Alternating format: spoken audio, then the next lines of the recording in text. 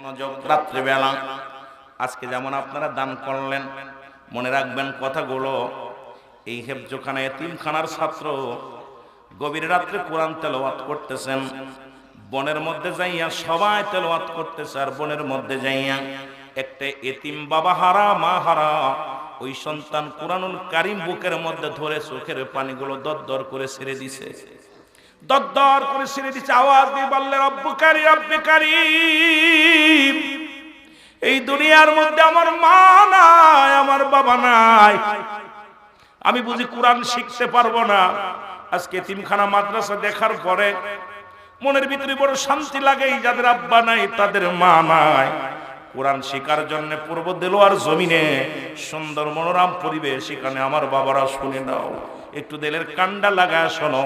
ওই বালক ছেলেটা চোখের পানি ছেড়ে ছেড়ে কাঁদতেছে আর বলে, আমার আল্লাহ রব্বুল আলামিন গো, এই দুনিয়া আমার মাও নাই, আমার বাবাও নাই, কে আমার খরচ চালাইবে, কে আমারে তেল কিনে দিবে, কে আমারে খাবার দিবে, কে আমারে টাকা দিবে, আমারে কে ভালোবাসবে, কেউ তো আমার নাই। আমার বুঝি খোদার কোরআন শিখা হবে না, আল্লাহর কোরআন শিখা হবে না, রব্বি কারীম আমার বুঝি কোরআন শিখা হবে না। উনি চোখের পানি ছেড়ে ছেড়ে কাঁদতে লাগলেন। ওই রাস্তা দিয়ে যাইতেছিলেন তৎকালীন জামানায়, ও মুসলমান শোনো, তৎকালীন জামানার মধ্যে দুর্দর্শ ডাকাত, দুর্দর্শ সন্ত্রাস, এই পূর্ব দেলোয়ার মধ্যে এমনও সন্ত্রাস আছে, একটা টাকা চাইলে দিবে না, কিন্তু ছাত্রদের কথা শুনলে, ওই যে দেখলাম দান করলো, অনেকেই দান করেছেন বাবা, অনেক মজা লাগছে। যে কথাগুলো খুব খেয়াল করবেন, তৎকালীন জামানার মধ্যে দুর্দর্শ সন্ত্রাস, দুর্দর্শ ডাকাত, যিনি 40 জন ডাকাতির সর্দার, যার নাম হলো ডাকাত বসিরউদ্দিন। জোরে জোরে চিল্লায় বলো মারহাবা। খুব খেয়াল করবেন, কয়টা বিষয়ের পর আমি একটু গুরুত্ব দিব, তারপরে আলোচনা। যেহেতু আজকে তাফসীরুল কোরআন মাহফিলে পূর্ব দেলোয়া কবর এবং হাফেজিয়া মাদ্রাসা এতিমখানা, তিনটার পরে একটু গুরুত্ব দিয়াই মেন আলোচনা। যদি আমি সামাজিকতা নিয়ে মহিলাদের কিছু কথা বলবো, যদি আপনারা মন দিয়ে শোনেন, না শুনলে আমি না, কথা বুঝেন নাই, লম্বা করবো না, কষ্ট হচ্ছে আপনাদের। আমি আপনাদের বসে থাকা দেখে অনেক আনন্দ লাগছে, যে যাদের এই কুয়াশার মধ্যে বসে আছেন। ডাকাতের নাম কি জোরে বলেন না, নাম কি? দুর্দর্শ সন্ত্রাস। এই সন্ত্রাস দেখো, এই সন্তানের কান্না চোখের মধ্যে আসছে, দেখে কোরআনুল কারীম বুকের মধ্যে ধরে কান্দে, ডাকতে বলে, বাজান তুমি কান্দো কেন? কয় আপনি কে গো? আমি তো, আমার তুমি চেনো না, আমি এলাকার একজন ব্যক্তি, এলাকার মধ্যে বাড়ি, রাতে কাম করি, দিনে ঘুমায়। কি করি? রাতে কাম করি, দিনে ঘুমায়। বালক ডাকতে বলে, বাবা আমি কেন কান্দি? পৃথিবীর মধ্যে আমার মা নাই, পৃথিবীর মধ্যে আমার বাবা নাই। আমি ওই যে মাদ্রাসায় পূর্ব দেলোয়ার হাফেজিয়া এতিমখানা মাদ্রাসার ছাত্র আমি।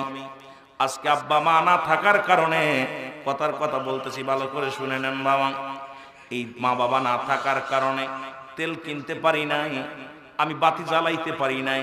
আমার বন্ধুরা সবাই লেখাপড়া করে, খোদার কোরআন শিক্ষা করে, আমার বন্ধুরা কোরআন পড়ে, আমি পড়তে পারি নাই। মনে বড় দুঃখ নিয়া এই জঙ্গলের মধ্যে বসে বসে আমি কান্দি, মনে বড় কষ্ট নিয়ে জঙ্গলের মধ্যে বয়া বয়া কান্দি। যখন বলছে কোরআন পড়তে পারি না, কোরআনটা হাতের মধ্যে দেখে ডাকাত বসিরউদ্দিন, আর বসিরউদ্দিন নাই, ডাকতে বলে, বাবারে একটু ধৈর্য ধর, তোর বাবা নাই, তোর মা নাই, তাতে কি হয়েছে, আমরা তো আছি। আজকে যেমন পূর্ব দেলোয়ার মানুষগুলো এতিমদের জন্য চাউল, এতিমদের জন্য টাকা পয়সা, এতিমদের জন্য যারা হাতটা বাড়াইলেন, এত মজা পাইছি রে বাবা, বসে বসে শুনতেছিলাম। আর চিন্তা করলাম, এমন মানুষ 10টা টাকা মানুষকে চা খাইতে পারে না, কিন্তু এতিমখানার কথা বলার সঙ্গে সঙ্গে 1000, 2000, 5000, 100, 500 সবাই পাগলের মতো সুরে মারছে জান্নাতের বাগানে। জোরে জোরে বলেন মারহাবা। যেহেতু মাহফিলটা যে প্রতিষ্ঠান উদ্যোগ হচ্ছে, হাকিকতটা বুঝার দরকার, তারপর অন্যদিকে। হাকিকতটা না বুঝলে তো আপনি আইলেন আর গেলেন, আর চলে গেলেন। কোরআনের কত দাম পাওয়ার। ডাকতে বলে বসিরউদ্দিন, বলে বাবা তুমি দাঁড়াও, আমি আসি। উনি চলে গেলেন, বাজারে গেলেন, উল্লাপাড়া বাজারে গেলেন, কথার কথা বাজারে দেয়া বলে ডাক দিয়ে উঠাইলেন বড় দোকানদারে। দোকানদার সব ওঠো। দোকানদার দরজা খুলে দেখে ডাকাত বসিরউদ্দিন। বলো হুজুর। কয় হুজুর আমার 1 জের তেল দাও। বলে হুজুর কয় জের নিবেন? কয় 1 জের দিলে হবে, বেশি লাগতো না। 1টা জের তেল দাও। কয় দাম কত? এই নেন তেল নেন। কয় দাম কত? হুজুর টাকা লাগবে না, আপনার আমি চিনি, আপনি দুর্দর্শ সন্তারাস, এই পূর্ব দেলোয়ার জমিনের সব চাইতে বড় গুন্ডা, আপনারে চিনতে পেরেছি, আপনি ডাকাত বসিরউদ্দিন, আমি আপনারে চিনতে পেরেছি। সুতরাং আপনি কত জের তেল লাগবে লন না, টাকা লাগবে না লন। ডাকাত বসিরউদ্দিন বলে তুমি 10টা মিনিট আগে যে বসিরের নামটা শুনেছিলে, সেই বসির আর বসির নাই। একদিন আগে যার নাম শুনেছিলে সেই বসির আর বসির নাই। বলো তোমার তেলের দাম কত? তেলের টাকা নাও। টাকাগুলো দিয়ে দিলেন। দিয়ে আমার মাথা উঠায় দাও। দোকানদার কয় ভাই বসিরউদ্দিন, এই তেলটা আমার মাথায় বহন করে আমি মাদ্রাসা পর্যন্ত নিয়ে যাব। কয় ওই যে দেখো ওই মাদ্রাসা এতিমখানার ছাত্ররা কুরআনুল কারীম পড়ে রে, আর ওর মধ্যে এক এতিম সন্তান কোরআন পড়তে পারে না, ওই কোরআনের মহব্বতে চোখের পানি ছেড়ে ছেড়ে কান্দে। সুতরাং পারি না, তোমার তেলের দামটা লও, তাড়াতাড়ি লও। দোকানদার বলে বসির ভাই আমি তেলটা মাথায় করে বহন করে দিয়ে আসি। কয় না, আমার মাথা উঠায় দাও, কারণ ওই ছেলেটা কোরআনের পাখি, কোরআনের পাগল। আমি বসি চিরস্থায়ী নয়, চির ঠিকানা আমার একটা জায়গা কবর। আর বুঝতে পেরেছি রে, জীবন ভরে কত সন্ত্রাসী করলাম, জীবন ভরে কত মস্তানি করলাম, কিন্তু এই দুনিয়া তো চিরস্থায়ী নয়, ক্ষণস্থায়ী। সুতরাং আমার বসিরা, আমি বসিরের পাপ মোচন করতে দাও, তাড়াতাড়ি তেলটা আমার মাথা উঠায় দাও। বসিরউদ্দিন তেলটা মাথায় নিয়ে এসে বালকটারে ডাক দে, বলে বালক রে এই নাও তেল, আজ থেকে কোরআনুল কারীম পড়বা, যত খরচ সব খরচ আমি বহন করব।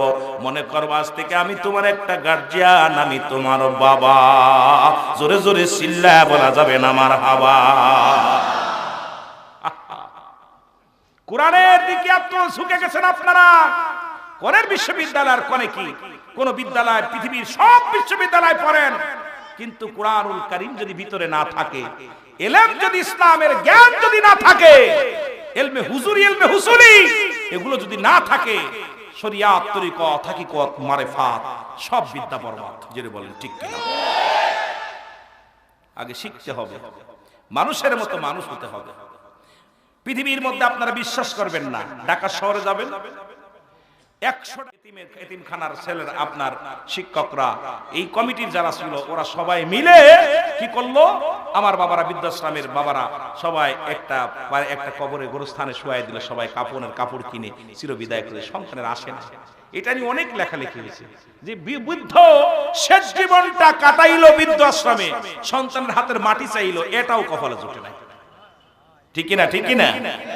এগুলো দেখবেন আপনারা, ফেসবুক খালি ওই নায়ক নায়িকা দেখবেন না, মোবাইল যখন চালাবেন তখন দেখবেন অনেক কিছু, অনেক ভালো ভালো জিনিসও এগুলো আমার অনেক ভাইয়েরা দিয়ে দেয়। এগুলো দেখলে অনেক জ্ঞান বাড়ে, অনেক জ্ঞান বাড়ে। আমার ভাইয়েরা, আমার বন্ধুরা, আমার ডাকাত বসিরউদ্দিন ডাক দিয়ে বলে বাবা এই নাও তেল নাও, আমি তোমার গার্জিয়ান, আজ থেকে তোমার অভিভাবক। উনি কোরআনুল কারীম পড়ে, কোরআনুল কারীম চোখের পানি ছেড়ে ছেড়ে পড়ে, আর বলে আল্লাহ যিনি আমার সাহায্য করলো, যিনি আমার কোরআন পড়ার জন্য সুযোগ করে দিল, যিনি আমার অন্ধকার রাত্রে বাতি জ্বালায়া কোরআন পড়ার সুযোগ করে দিল, আল্লাহ কোরআন যেমন তামাম পৃথিবী কালো করেছে, তুমি তারে জগৎ বিখ্যাত একজন আল্লাহর ওলি বানায়া দিও।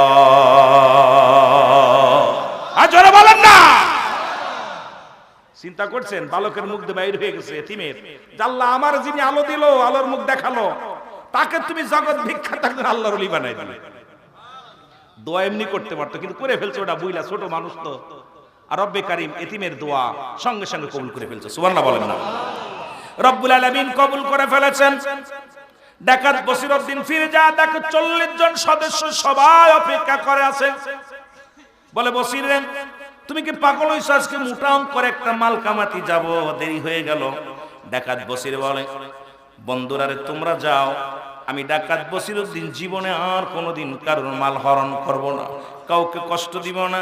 আমি ডাকাত বসিরউদ্দিন যদি না খেয়ে মরে যায়, ভিক্ষা করে যদি খায়, সাহায্য চেয়ে খায়, তবু দুনিয়ার মধ্যে আমি আর অন্যায় কাজে লিপ্ত হব না। লোকজনে বলে, বসির রে তুমি কেন এ করো? তুমি আমাদের সর্দার, তুমি আমাদের নেতা, তুমি কেন এ কথা বলো? বলে, আমি এই জন্য বলছি, আমার ভিতরে একটা অমানুষ ছিল, অমানুষতা ছিল, পশু ছিল। একটা মাদ্রাসার ছাত্রকে দেখে, এক এতিম শিশুকে দেখে আমি পরিবর্তন হয়ে গেছি। আমার ভিতরে মানবতা এসে গেছে। ধরে বলেন সুবহান। আর একটু জোরে বলেন না। বাড়ি চলে গেলেন বসিরউদ্দিন, দরজায় তাক মারছে। বিবি বলে, স্বামী রে, ও স্বামী আপনি আজকে এত সকালে চলে আসলেন? বলে, বিবি রে খোদার কসম আমি তোমার স্বামী হইয়া বলতেছি রে বিবি, সারা জীবন তুমি আমাকে বারণ করেছো, অন্যায় পথে উপার্জন করতে বারণ করেছিলে, অন্যায় ভাবে মানুষের জানমাল হরণ করতে বারণ করেছিলে। আমি তোমার কোনো কথা রাখি নাই, কষ্ট দিছি রে বিবি। আজকে আমি চক্ষু খুলে গেছে, আজকে আমার জ্ঞান খুলছে, আমি আর জীবনে কোনোদিন ডাকাতি করব না। উনি কি করলেন? দুজন মিলে দোয়া করলেন। সকালবেলা তৎকালীন জামানার মধ্যে মুসলমান শুনে নাও, শুনে নাও, কুতুবউদ্দিন বখতিয়ার দরবারে চলে গেলেন।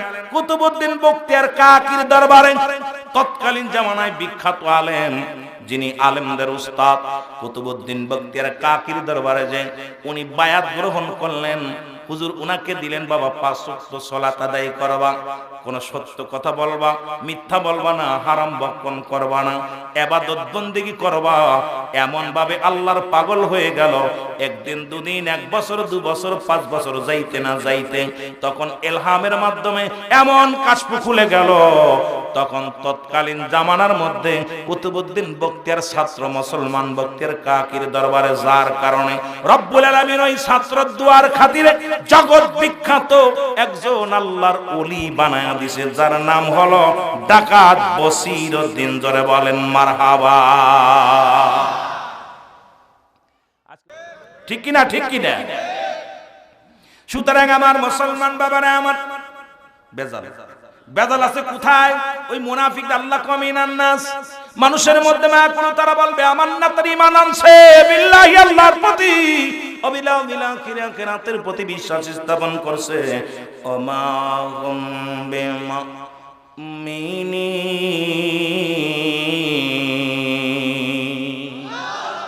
বেজালটা এখানে আছে। তৎকালীন জামানায় মুনাফিক ছিল, এখনো আছে।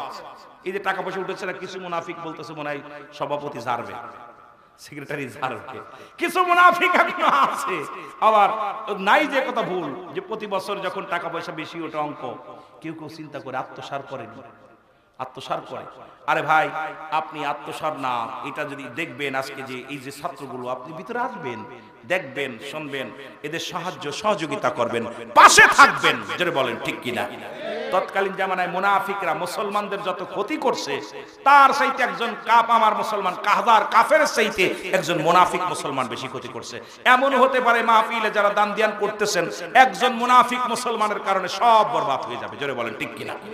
আসেন এরকম অনেকে আছে, নাই যে কথা ভুল ধারণা। কারণ আল্লাহ তো নিজেই ডাক দিয়ে কয়, নাস শব্দের অর্থ কি? মানুষ। নাস শব্দের অর্থ কি?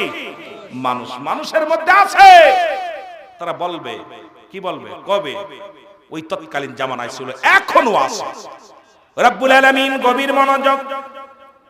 রব্বুল আলামিন আমাদেরকে এত সুন্দর পরিবেশ, আমার বাবারা, আমার বসার মতো সুযোগ দান করলো, আসার মতো সুযোগ দান করলো। রব্বুল আলামিনের দরবারে অসংখ্য শুকরিয়া আদায় করি।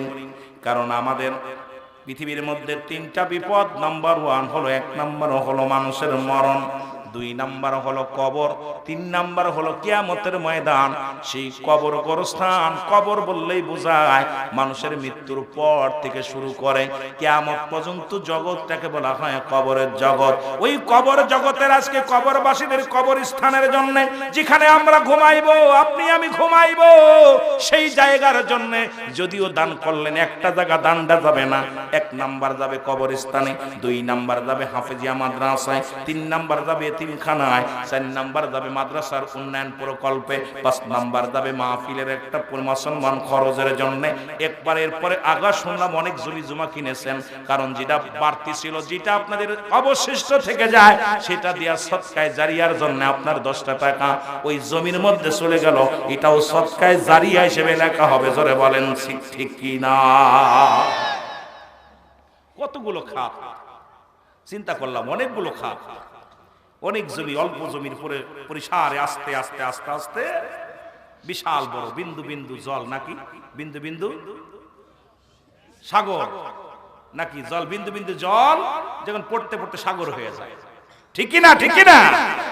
আমার ভাইরা, আমার বন্ধুরা, আমার আজকে যারা যুবকেরা আছেন রাহমাতুল আলামিন, ও মুসলমান শুনে নাও, নবীদেরকে, আমার নবী তামাম নবীদের নবী, কামলিওয়ালা নবী, যার কথা নবীজি বললেন হায়াতি খায়রুল লাকুম, আমার হায়াতের জিন্দেগিটা উম্মতের জন্য কল্যাণ স্বরূপ। ওফাতি খায়রুল লাকুম, আমার আল্লাহর নবী ডাক দেখো আমার ওফাতটাও উম্মতের জন্য কল্যাণ স্বরূপ। মায়াতি খায়রুল লাকুম, নবী কয় আমার উম্মতিরা রে, এই দুনিয়ার মধ্যে আগমনটা আমার উম্মতের জন্য কল্যাণ স্বরূপ, আর দুনিয়া থেকে বিদায়টাও উম্মতের জন্য কল্যাণ স্বরূপ। তদ্রূপ এই মাহফিলটা মুর্দা গানের জন্য কল্যাণ স্বরূপ, জীবিতদের জন্যও কল্যাণ স্বরূপ। জোরে বলেন ঠিক কি না? কথা বলছেন কি? সভাপতি কয় গজলে টান দিতে, আমি তো নিজেই গজলে। সাল্লাম যুদ্ধের জন্য ডাক দিলেন, যুদ্ধের জন্য ডাক দিলেন, সাহাবীরা কাতারবন্দি হয়ে দাঁড়ায় গেলেন। রাসূলুল্লাহ যে যুদ্ধের ময়দানে যে মাথা ফাটাইলেন, রাসূলুল্লাহর মাথার মধ্যে আক্রমণ করলেন কাফেরেরা, রাসূলকে আক্রমণ করলেন কাফেরেরা। যে যুদ্ধে শাহাদাতের পেয়ালা পান করলেন আমিরে হামজা, যে যুদ্ধে শাহাদাতের পান করলেন হযরতে হানজালা রাদিয়াল্লাহু তাআলা। জোরে বলেন মারহাবা। যে যুদ্ধে 70 জন শহীদ হয়েছিল, এখন আপনারা দৌড়াইতেছেন যারা 70 জন নিওয়াজ করবো সববার, কয়জন? 70 জন শাহাদাতের পেয়ালা পান করেছিলেন। কোন যুদ্ধে? খন্দকের যুদ্ধে। কোন যুদ্ধে? খন্দকের যুদ্ধে। রাসূলুল্লাহ বললেন আমার যুবক বাবার একটু যারা আজকে বসে আছেন শোনেন, নবীর প্রেমিকেরা, রাহমাতুল লিল আলামিন ডাকতে বলে আমার সাহাবীরা রে,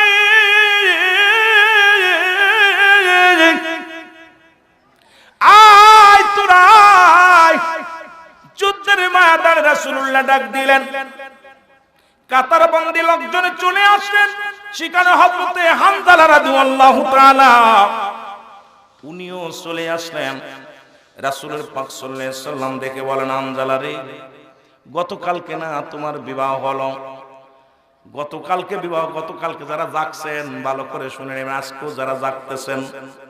রাসূল বললেন, হানজালা রে, গতকালকে আমি তোমার বিবাহ পড়াইলাম, মদিনার সবচাইতে সুন্দরী নারীর সঙ্গে তোমার বিবাহ দিলাম, তুমি এখানে কেন হানজালা? যাও যাও, কারণ তুমি বাড়ি যাও, তুমি যুদ্ধে যেতে পারবা না। হানজালা বলে, ইয়া রাসূলুল্লাহ, ইয়া হাবিবাল্লাহ, আমি যুদ্ধে যাব, আমাকে নিয়ে যান, আমি যুদ্ধে যাব। রাসূল বলেন, হানজালা রে, গতকালকে বিবাহ হয়েছে, এখনো তোমাদের বাসর হয় নাই, হানিমুন হয় নাই, কারণ তোমার স্ত্রীর একটা হক আছে, সেই হকটা আদায় করতে হবে। কারণ আগামী কাল, গতকালকে তুমি বিয়ে করলে, আজকে যদি যুদ্ধের ময়দানে যাও স্ত্রীর হক আদায় করতে পারবে না। হানজালা, তোমাকে আমি বললাম তুমি যাও, বাড়ি যাও। হানজালা রে, তুমি তোমার বিবির হকটা আদায় করো, হানিমুন করো, বাসর করো। জোরে জোরে চিল্লায় বলো মারহাবা। রাসূলুল্লাহ ডাকতে বলেন, হানজালা, কারণ আমি তোমার বিয়ে করাইছি, গতকালকে বিয়ে করছি, আজকে যুদ্ধে যাচ্ছি, আমি খন্দকের যুদ্ধে যেতেছি, না জানি কত শহীদ হয়ে যাবে, আর তুমি নতুন বিবি ঘরে আনলা, এই বিবি থুয়া তুমি চলে যাবা না। আমার বন্ধুগণ, আমার গভীর মনোযোগ। হযরত হানজালা ডাকতে বলে, ইয়া রাসূলুল্লাহ, ইয়া হাবিবাল্লাহ, আমি যাব এই যুদ্ধে। নবীজি যুদ্ধে চলে গেলেন, যুদ্ধের ময়দানে চলে গেলেন। মুসলমান শুনে নাও, একটা আজগবি এদিকে হানজালা বিবির সঙ্গে হানিমুনে ব্যস্ত। হানজালা বাসর ঘরে এমন সময় শয়তানের আশ্রয় কিছু মানুষ মুসলমান বলা বলে শুরু করলো, মক্কা মদিনার মানুষেরা রে, নবীজি আর দুনিয়ার মধ্যে নাই, নবীজি দুনিয়ার মধ্যে থেকে বিদায় হয়ে গেছে, রাসূলুল্লাহ শাহাদাতের পেয়ালা পান করেছে রে। তো মক্কা মদিনার মানুষেরা রে, ও মক্কার মানুষেরা রে, দয়াল নবী দুনিয়ার মধ্যে আর নাই। হানজালা রাদিয়াল্লাহু তাআলা কানে আওয়াজটা যখন শুনতে পারলো, যুবক বন্ধুরা গো,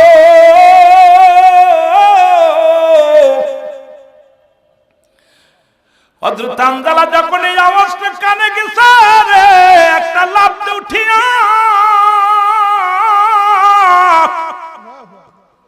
এর তরবারিটা টান দিয়ে ঘর থেকে বাইর হয়ে গেলেন রে মুসলমান। পিছন থেকে বিবি জামা ধরে টানতে বলে, স্বামী। ওয়াজে খালি শুনলে চলবে না, খুব ভালো করে বুঝতে হবে। কয়দিন কাঁদছেন? আদম আলাইহিস সালাম কাঁদছে কয়দিন? 3.5 ঘন্টা কাঁদছেন, 3.5 মিনিট তাও কাঁদেন না, একটা মিনিট চোখে পানি আসে না।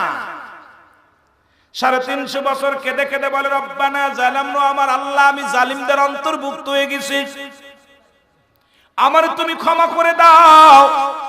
আর এই মুসিবতের জামানায় কত নামাজ ছুটে গেল, কত কষ্ট, দুনিয়ার মধ্যে কত অন্যায় কাজ করলাম, মিথ্যা বললাম, দুনিয়ার মধ্যে কত ইনা সগল করি করলাম, দুনিয়ার মধ্যে কত ঝামেলার, এই দুনিয়ার মধ্যে কত ইনা পাপ কাজে দিন কাটাইলাম, কিন্তু একটা ঘন্টা একটা মিনিট চোখের পানি ফেলি না।